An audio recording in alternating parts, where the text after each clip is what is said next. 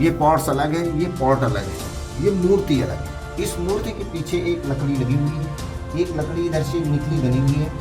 इसको पुरातत्व ने निकाल लिया, उसकी उन्होंने कार्बन जांच कराई, जिसको कार्बन डेटिंग कहते हैं। उससे अनुमान लगाया कि ये कलाकृतियाँ 4200 वर्ष पुरानी है। पशुपतनाथ है और पशुपतनाथ के ऊपर भगवान विष्णु विराजमान है। आप पूरे भारतवर्ष में सर्च कर लेंगे, लेकिन इस तरह की मूर्ति आपको कहीं भी देखने को नहीं मिलेगी। ये कलाकृतियाँ इतिहासकारों का मानना है कि गुप्त काल से मेल खाती हैं। यहाँ पर भी एक प्रतिमा हमें अंदर दिखाई पड़ती है। मैं इस समय कानपुर के बेहटा नाम के गांव में हूँ। बेहटा बुजुर्ग नाम का ये छोटा सा गांव कानपुर देहात के भी बहुत बाहरी हिस्से में है, और यहाँ पर मेरे आने का उद्देश्य है एक खास मंदिर जिसका नाम है जगन्नाथ मानसूनी मंदिर। इस मंदिर के बारे में ये कहावत है कि मानसून आने से पहले मंदिर की छत से पानी टपकने लगता है, और जब हम लोगों ने इसकी पड़ताल करी तो इस दावे को सही पाया। मंदिर के महंत जी से बात करने के बाद हमारे जो भी अनुभव हैं वो आज आपके साथ साझा करूंगा, और अपनी इस विरासत को, इस संस्कृति को जो कि इतिहास के पन्नों में खो गई है, उसे वापस से कैसे बाहर लाया जाए इसकी कोशिश करूंगा। हमारे वीडियो लेक्चर्स की ये सीरीज़ जिसमें हम लोग इतिहास के पन्नों में खो चुके मंदिरों की चर्चा कर रहे हैं, उसी क्रम में आज हम लोग आ पहुँचे हैं बेहटा नाम के गाँव में, और इस मंदिर के प्रांगण से इस समय ये वीडियो लेक्चर शूट कर रहा हूँ। तो आइए चलते हैं और देखते हैं इस भव्य इमारत को।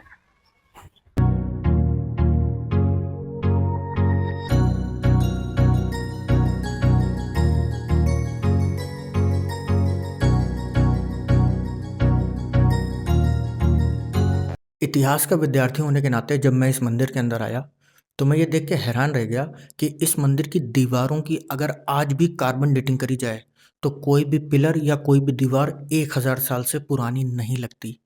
आप सामने ये जो प्रतिमा देख रहे हैं ये मोनोलिथ है, और ये जगन्नाथ जी की प्रतिमा है, और इसके पीछे भगवान विष्णु के सभी 10 अवतारों को अंकित किया गया है। इस प्रतिमा के सबसे ऊपर ब्रह्मा जी विराजमान हैं, बीचों बीच जगन्नाथ जी यानी कि विष्णु जी, और सबसे नीचे यहाँ पर शिव जी हैं। और मैं ये देख करके शॉक्ड हो गया कि यहाँ पर जो शिव जी विराजमान हैं वो वही शिव जी हैं जिनकी सील के रूप में प्रतिमा हमें इंडस वैली सिविलाइजेशन में मिलती है। अगर आप एक बार छत की तरफ देखें तो ये जो स्क्वायर शेप्ड स्टोन आपको नज़र आ रहा है, इसी को मानसूनी पत्थर बोलते हैं। मैं आपको याद दिला दूं कि इस मंदिर की दीवारें 14 फीट मोटी हैं। बारिश का पानी अंदर आने का प्रश्न ही पैदा नहीं होता, लेकिन फिर भी गर्मी के मौसम में यहाँ पर बारिश की बूंदें आती हैं और तब मानसून का पता चलता है। मंदिर के बाहर जब हम लोग निकल करके आते हैं तो ये 14 फीट मोटी जो दीवारें हैं, ये दीवारें भी मैं आपको दिखाना चाहता हूँ। मंदिर के मुख्य कक्ष से जैसे ही हम लोग बाहर आते हैं तो यहाँ पे भी हमको स्तूपा लाइक स्ट्रक्चर मिलता है, और ये स्ट्रक्चर बाहर से देखने का भी पता चलता है। आप एक बार अगर इस दीवार को देखेंगे तो इस दीवार के अंदर मंदिर है, और यहाँ से लेकर के ये पूरी दीवार 14 फीट मोटी है। अब आप आइडिया लगाइए कि किसी भी तरीके का कोई एक्सटर्नल अटैक हो जाए, किसी भी तरीके का कोई नेचुरल डिजास्टर आ जाए तो क्या इस दीवार का बालू बांका हो सकता है? कतई नहीं। अब हम लोग पिछली तरफ मंदिर के आगे के हिस्से में जाएंगे, और यहाँ से एक ये संकरा रास्ता है। शायद ये भी संकरा रास्ता इसी के चलते बनाया गया ताकि बाहरी हमलों से मंदिर की सुरक्षा की जा सके।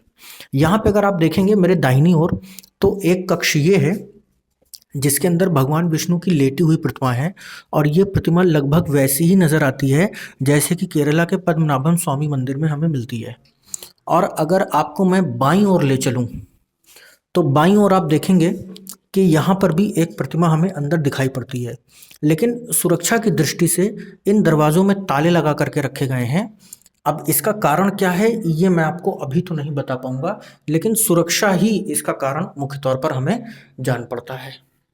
मंदिर का जो तीसरा पार्ट है, इस पार्ट से अगर हम लोग बाहर निकलें तो अब मंदिर के मुख्य द्वार पर हम लोग आ जाते हैं, और इस तरीके से हम लोग मंदिर के बाहर आ चुके हैं। अब अगर आप मेरे पीछे खड़े होकर के मंदिर को देखेंगे तो आप पाएंगे कि यहाँ पे हमें 3 फेजेस नज़र आते हैं। फेज़ 1 में ये पहला कक्ष आपको नज़र आएगा, फेज़ 2 में आपको सेकंड, और फेज़ 3 में आपको मंदिर का मुख्य कक्ष दिखाई देगा। मंदिर को अगर हम लोग बाहर से देखें और थोड़ा सा आगे निकल करके मैं आऊँ तो ये मंदिर आपको स्तूपा लाइक स्ट्रक्चर के रूप में दिखेगा। आप पीछे कैमरा इस तरफ करके देखेंगे, अगर हम लोग यहाँ थोड़ा दूर से इसका एक व्यू लेंगे तो आप पाएंगे कि स्तूपा लाइक स्ट्रक्चर हमें मंदिर का नज़र आता है। और ये बाहरी दीवारें जो हैं इसकी, ये भी काफ़ी प्राचीन मालूम देती हैं और इसकी आयु का अनुमान लगाना यहाँ से मुश्किल हो जाता है।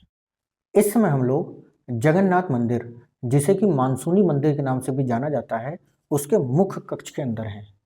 चूंकि यह मंदिर शिव को समर्पित नहीं था, इसलिए इसमें गर्भगृह का कोई सिद्धांत लागू नहीं होता। यहाँ पर इस मंदिर की देखरेख का जिम्मा यहाँ के महंत श्री के.पी. शुक्ला जी को है। और जानकारी में पता चला कि ये 2 पीढ़ियों से इस मंदिर की सेवा कर रहे हैं, यहीं पर रहते हैं और यहीं पर विश्राम भी करते हैं। आगे की कहानी, जो कि इस मंदिर का करीब 4000 सालों का इतिहास है, वो हम मंदिर के महंत जी से ही जानेंगे, क्योंकि इनसे बातचीत के दौरान मुझे पता चला कि इनसे बेहतर एक्सप्लेनेशन इस मंदिर का दूसरा व्यक्ति नहीं कर सकता। अब महंत जी हम लोगों को इस कक्ष की विशेषताओं के बारे में बताएंगे। ये जो है आप देख रहे हैं, ये मानसून मंदिर के नाम से प्रसिद्ध है। ये जगन्नाथ जी का बहुत प्राचीन मंदिर है। यहाँ की जो मुख्य विशेषता है, यहाँ छत पे लगा हुआ, ऊपर देखेंगे ये जो वर्गाकार पत्थर है, यही मानसून पत्थर है। जैसे ही मानसून बनता है तो ये पत्थर पसीज के टपकने लगता है। इससे मालूम हो जाता है कि नहीं, मानसून बन गया, बरसात आने वाली। ये तब तक टपकता है जब तक भारी बरसात नहीं होती। जैसे ही भारी बरसात हो जाती है तो ये सूख जाता है, फिर इसमें बूंदें नहीं दिखाई देती हैं। यदि आप इसमें बूंदें देखना चाहते हैं तो जून के महीने में आवें, तो जून के महीने में आएंगे तो जैसे ही मानसून बनेगा तो ये पत्थर पसीज के टपकने लगेगा। इसमें आपको साफ बूंदें झलकती हुई दिखाई देंगी। अब आप ये देखेंगे कि इधर देखेंगे कि ये जो मूर्ति है, लाट, ये लगेगा कि ऐसा लगता है कि एक ही पत्थर में सब उकेरा गया है। लेकिन आप पीछे से आके देखेंगे, इधर से आके देखेंगे तो इधर देखेंगे कि ये पॉट्स अलग है, ये पॉट्स अलग है, ये पॉट अलग है, ये मूर्ति अलग है। इस मूर्ति के पीछे एक लकड़ी लगी हुई है, एक लकड़ी इधर से निकली बनी हुई है। इसको पुरातत्व ने निकाल लिया, उसकी उन्होंने कार्बन जांच कराई, जिसको कार्बन डेटिंग कहते हैं। उससे अनुमान लगाया कि ये कलाकृतियां 4200 वर्ष पुरानी है। अब आप इधर आकर के देखेंगे,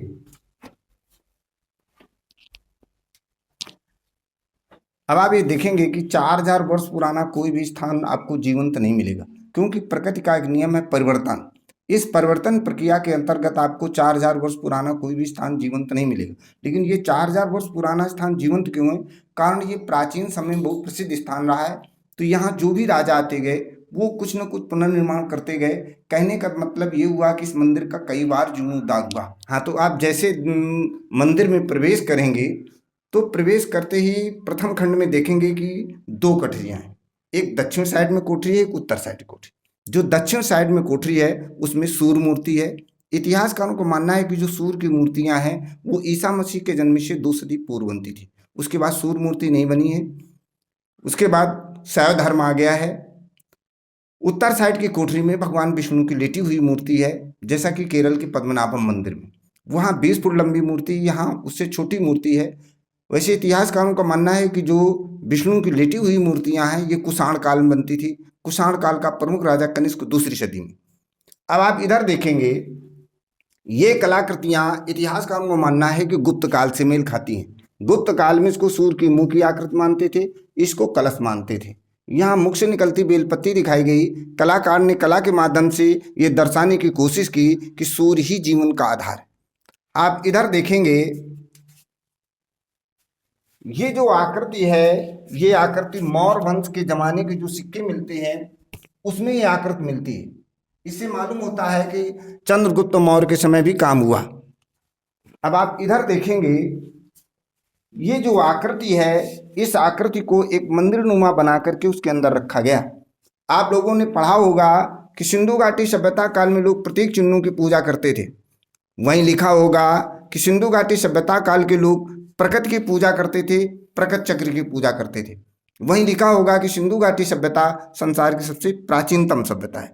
अब हम बताते हैं कि इसकी पूजा क्यों करते थे। हमारे यहाँ मूर्ति प्रतिष्ठा सिद्धांत के अंतर्गत जब हम कोई विष्णु मूर्ति स्थापित करते हैं तो स्थापित करने से पहले हम ये नीचे के सिरे को बनाते हैं। इस नीचे के सिरे को हम पिंडी बोलते हैं अथवा प्रकृति बोलते हैं। इसके ऊपर जो मूर्ति स्थापित करते थे उसको हम प्रकृत पुरुष बोलते थे। प्रकृति के हमारे यहाँ 3 गुण होते हैं, सत, रज, तम। ये वेदी हो गई जिसको बोलते हैं आसन। नीचे का क्षेत्र ये प्रकृति हो गया। इस प्रकृति के बीचों बीच में बनाया गया। प्रकृति, इसको जो है कलाकार ने कला के माध्यम से दर्शाने की कोशिश की है कि प्रकृति, ये जो प्रकृति चक्र है ये चलता रहता है, विकास, विकास के बाद विनाश। अब ये देखेंगे कि यदि प्रकृति चक्र है तो प्रकृति चक्र को उसने गोला नहीं बनाया, फूल बनाया। कलाकार ने कला के माध्यम से ये दर्शाने की कोशिश की है कि जो प्रकृति की मेन देवी हैं वो लक्ष्मी जी हैं, अर्थात इस कमल के चिन्ह से यहाँ लक्ष्मी जी की पूजा को यहाँ जो है प्रतीकात्मक किया गया, क्योंकि उसने दर्शाने की कोशिश की कि इस प्रकृति की जो मेन देवी हैं वो योग माया लक्ष्मी जी हैं। यहाँ जो है लक्ष्मी जी का चक्र चल रहा है, सभी लोग माया के पीछे दौड़ रहे हैं। अब आप इधर देखेंगे, इसमें जो है भगवान विष्णु के पूरे अवतार अंकित किए गए। नर नारायण अवतार, वराह अवतार, मत्स्य अवतार, वामन अवतार, रामचंद्र जी का अवतार, नारद मुनि का अवतार। इधर देखेंगे घोड़े में सवार कलयुग में होना कल्कि अवतार, फिर बलराम जी का, ये फरसा लिए हुए परशुराम जी का, ये नरसिंह अवतार। इधर 2 लोग मथानी लिए खड़े हुए हैं। समुद्र मंथन के टाइम भगवान विष्णु ने कच्छप रूप धारण किया, कच्छप अवतार। अब आप ये देखेंगे, ये जो नीचे का सिरा है ये शिव अर्घ्य टाइम, जिस शिव मूर्तियों में जलाधार होता है ये हमेशा उत्तर की दिशा को होता है। अब आप मूर्ति के ऊपर देखेंगे, वो जो सिंहासन बना हुआ है उसमें बैठी हुई मूर्ति है वो ब्रह्मा जी, ये विष्णु।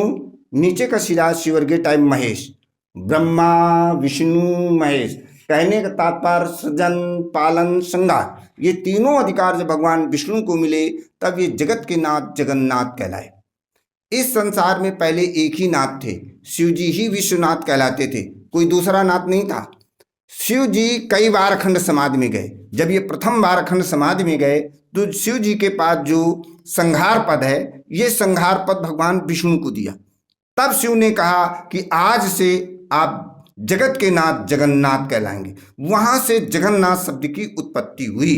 तब 2 नाथ हो गए, शिव जी विश्वनाथ कहलाने लगे और भगवान विष्णु जगन्नाथ कहलाने लगे। अब आप ये देखेंगे कि आसपास ये जो बने हुए हैं ये 12 पिलर हैं। जब आप राजा शिवी का इतिहास पढ़ेंगे, कबूतर वाले राजा शिवी का, तो आपको पता चलेगा कि ये जो 12 दरी है ये राजा शिवी के ज़माने में बनती थी। ये सब पहले खुली होती थी, इन जो है खम्भों के बीच में सब जो है खुला होता था। लेकिन जैसे जैसे राजा आते गए इसको बंद कर दिया गया। अब हम ध्यान देंगे कि राजा शिवी कौन हुए। राजा शिवी पुरु वंश में दुष्यंत और शकुंतला से बहुत पहले हुए। दुष्यंत और शकुंतला के बहुत बाद महाभारत हुई। महाभारत के बाद उड़ीसा की जगन्नाथपुरी बनी। इससे साबित होता है कि नहीं, स्थान ये बहुत ही प्राचीनतम है। आप जैसे ही मंदिर प्रांगण में आएंगे तो देखेंगे कि मंदिर बहुत विशाल दिखाई देता है, लेकिन जब मंदिर के अंदर आप प्रवेश करेंगे तो वहाँ बहुत ही कम जगह देखने को मिलेगी। इस मंदिर की दीवारों की मोटाई 14 फीट, 14 फीट दक्षिण मोटा, 14 फीट उत्तर मोटा और 14 फीट पश्चिम मोटा। इन जो है दीवारों की मोटाई 14 फीट है। इस मंदिर का अंतिम जीर्णोद्धार हुए 1883 वर्ष हो गए। ये पुरातत्व ने इसकी जो कार्बन डेटिंग की, इससे कार्बन डेटिंग से इसका जीवन काल निर्धारित किया। अब आप ये देखेंगे जो कि आपको पूरे भारतवर्ष में देखने को नहीं मिलेगा। जो इतिहास के विशेष जानकार हैं इस मूर्ति को देखते ही बता देंगे कि ये मूर्ति बहुत ही प्राचीनतम और दुर्लभ मूर्ति है। इधर देखेंगे कि ये सर्प हैं, ये सर्प हैं, ये पशु हैं, ये पशुपतनाथ हैं, ये इनकी सींगें हैं। ये बहुत प्राचीन मूर्ति होने के कारण इधर का भाग खिल गया है।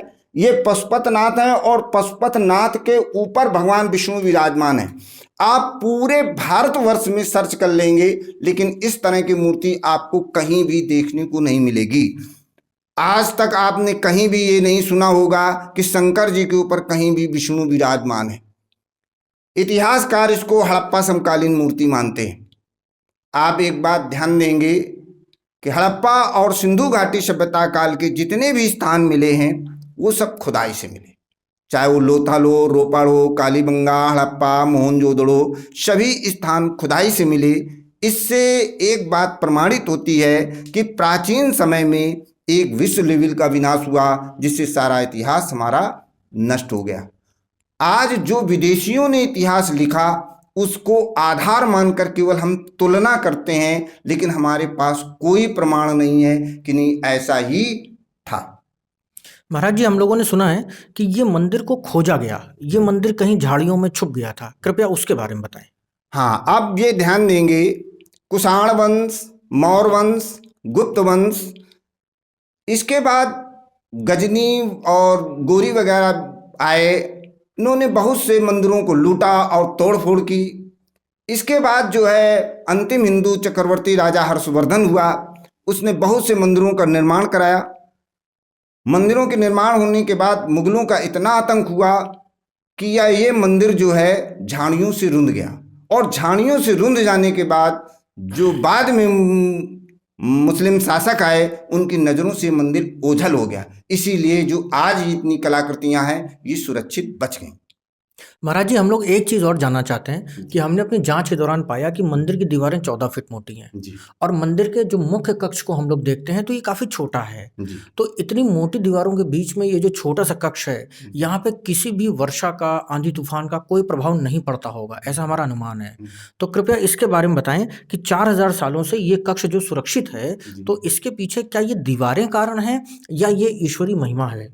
ये ऐसा है कि अब आप देखेंगे, पहला कारण तो ये है कि इतने विनाश हुए, विनाशों के बाद मुगलिया आतंक हुआ, कि कालिंजर का किला तोड़ा गया, कन्नौज को नस्तनाबूद कर दिया गया, और सोमनाथ मंदिर को 17 बार तोड़ा गया, नालंदा विश्वविद्यालय में आग लगा दी गई, वो 6 महीने तक किताबें जलती रहीं, हमारा कितना इतिहास जल गया, कितना रिकॉर्ड जल गया। इतने मुगलिया आतंकों के बावजूद भी जो इतनी कलाकृतियाँ सुरक्षित हैं, इसको हम ईश्वर का वरदान मानते हैं। अच्छा, पहले की जो विज्ञान था, जो तकनीक थी, वो आज से कई गुना जो ज़्यादा अच्छी थी। इसी क्योंकि पहले के जो मकान बनाए जाते थे, मंदिर बनाते थे, वो इस दृष्टिकोण को रख करके बनाए जाते थे कि किसी प्रकार की भूकंप आदि का जो है इस पर कोई प्रभाव न पड़ सके। महाराज जी, इस मंदिर को आधिकारिक रूप से किस नाम से संबोधित किया जाता है, आप हम लोगों को ये बता दें। और यदि कोई व्यक्ति इस मंदिर तक पहुंचना चाहे, अब वो चाहे धार्मिक दृष्टि से पहुंचना चाहे या पर्यटक दृष्टि से, तो कृपया बताएं कि उसे कैसे आना चाहिए यहाँ। ये धार्मिक दृष्टिकोण से भी बहुत महत्वपूर्ण मंदिर है, क्योंकि ये मंदिर जो है हमारी उड़ीसा की जगन्नाथपुरी से बहुत प्राचीनतम है। हमारा मानना है कि पहले मेन जगन्नाथपुरी यही रही है, तो धार्मिक दृष्टिकोण से भी बहुत महत्वपूर्ण है। दूसरी बात देखेंगे कि हमारे बच्चे इतिहास किताबों में पढ़ते हैं, लेकिन आज इतिहास यहाँ दिखाई देता है। कुषाण वंश, मौर्य वंश, गुप्त वंश, जैसे सिंधु घाटी सभ्यता, हड़प्पा सभ्यता, ये सिंधु घाटी हड़प्पा ये आज पाकिस्तान में चले गए, ये बच्चों को देखना बड़ा दुर्लभ है।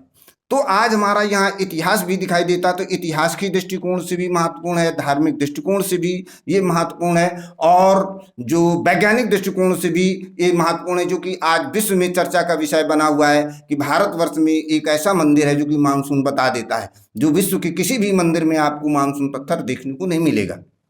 महाराज जी, आपसे बातचीत के दौरान मुझे ये भी पता चला कि ये मंदिर प्राचीन तो है, साथ ही साथ अपने आप में इसने अनेक वंशों को भी समेट रखा है। और आपके मुंह से एक बात मुझे बहुत अच्छी लगी कि कोई भी सभ्यता किसी न किसी नदी के किनारे ही पनपती है, जो हम लोगों ने किताबों में पढ़ा हुआ है। तो हाँ। कृपया बताएं कि अगर ये मंदिर इतना प्राचीन है, तो क्या इसके आसपास कोई नदी थी जो अब विलुप्त हो चुकी है? हाँ, ये देखेंगे आप, प्राय जब इतिहास का मनन करेंगे, पढ़ेंगे, तो आपको पता चलेगा कि जो सिंधु घाटी हड़प्पा समकाल की जितनी भी सभ्यताएं हैं, वो प्राय नदियों के किनारे पाई गई। ये सभ्यताएं ये प्रमाणित करती हैं कि प्राचीन समय में यहाँ से कोई नदी बहती होगी। जब हम गंगा और जमुना के बीच में लुप्त नदियों के बारे में विचार करते हैं, तो हमें पता चलता है कि प्राचीन समय से हमारे ऋषि मुनि ये जो कहते चले आए हैं कि संगम में 3 नदियाँ मिलती थी, गंगा, जमुना, सरस्वती, लेकिन आज सरस्वती लुप्त है।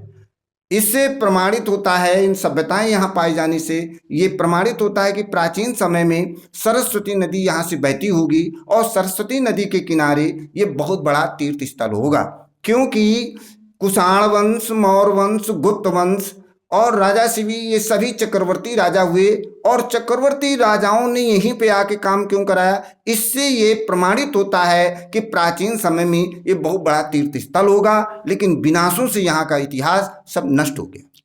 महाराज जी, इस मंदिर की भव्यता ने मुझे मंत्रमुग्ध कर दिया और मैं यहाँ रहना चाहता हूँ, इसके बारे में और भी जानना चाहता हूँ। लेकिन मुझे पता चला कि आप 2 पीढ़ियों से इस मंदिर की सेवा कर रहे हैं। आपको बुरा नहीं लगता कि इतने पिछड़ी जगह पर रहते हैं, सरकारें इस पर ध्यान नहीं देती और लोग भी यहाँ पर नहीं आते? कैसा महसूस होता है आपको? देखो, ये पहला तो प्रभु की इच्छा होती है कि प्रभु की जब इच्छा होगी तभी जो है, बगैर प्रभु की कृपा से कुछ पत्ता नहीं हिलता है।